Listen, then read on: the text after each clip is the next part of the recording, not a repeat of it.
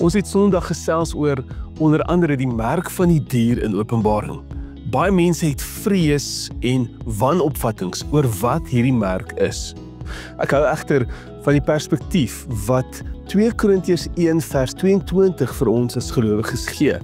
Daar staan: Hy het ons as sy eiendom gemerk en die Gees in ons harte gevestig as deposito wat as waarborg dien van alles wat hy nog vir ons gaan gee.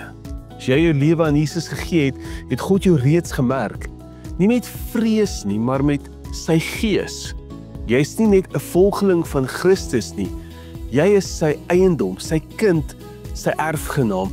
Romeine 8 vers 38 tot 39 sê, niks kan jou van sy liefde skei nie. Nie dood of lewe, engele of demone, antichrist of die Satan self kan jou van sy liefde skei nie. Jy hoef nooit te vrees vir wat kom nie.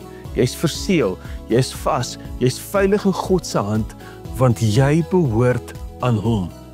Al voel jy nie altyd sterk nie, God se merk op jou is sterker as enige merk van die wêreld. So onthou vandag, as jy wedergebore is jy God se. Hy het jou gemerk. Die Here seën jou.